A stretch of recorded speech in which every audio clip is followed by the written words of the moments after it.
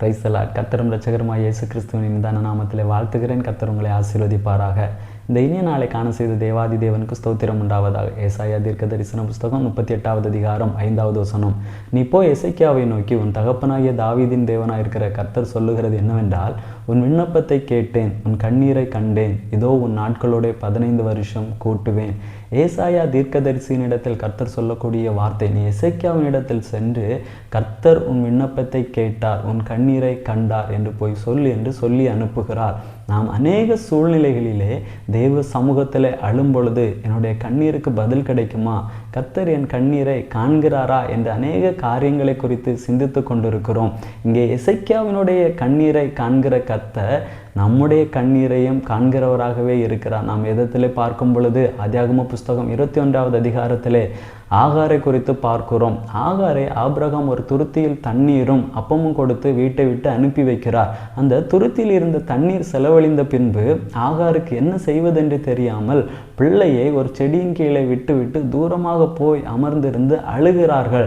அந்த கண்ணீருக்கு கர்த்தர் பதில் கொடுக்கிறார், ஒரு பலனை கட்டளையிடுகிறதை நாம் அங்கே பார்க்க முடிகிறது. அதே போல 1 சாமுவேல் புஸ்தகத்திலே நாம் அன்னாளை குறித்து பார்க்கும் பொழுது அன்னாள் தேவ சமூகத்திலே அழுகிறார்கள். அதற்கு முன்பதாக அன்னாள் அழவில்லையா என்று பார்க்கும் பொழுது அழுதார்கள். எல்கானாவிடத்தில் அழுதார்கள். எல்கானாவிடத்தில் அழுத பொழுது அவருடைய சூழ்நிலை மாறவில்லை. அவருடைய கண்ணீருக்கு பலன் கிடைத்ததா என்று கேட்டால் இல்லை. ஆனால் தேவ சமூகத்திலே வடித்த கண்ணீருக்கான ஒரு பலனை அன்னாள் அங்கே காண்கிறார்கள். அதே போலதான் நம்முடைய வாழ்க்கையிலே நாம் தேவ சமூகத்திலே அழக்கூடிய அந்த கண்ணீருக்கு நிச்சயமாக கர்த்தர் ஒரு பலனை தருவார். நம்முடைய கண்ணீரை அவர் துருத்தியில் சேகரித்து வைக்கிறார். அவருடைய கணக்கில் இருக்கிறது. தாவீது அதை தானே சொல்லுகிறார்.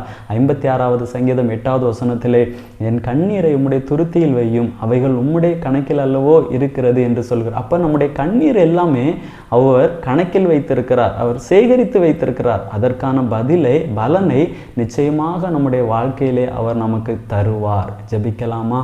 நல்ல தகப்பனே, உம்மை நன்றியோடு உம்மை துதிக்கிறோம், உம்மை ஸ்தோத்தரிக்கிறோம். அப்பா, எங்களுடைய கண்ணீரை காண்கிற தேவனாக நீர் இருக்கிறீர். எங்களுடைய கண்ணீரை துருத்தியில் சேகரித்து வைத்து அதற்கான பலனை தருகிறவராக நீர் இருக்கிறீரப்பா.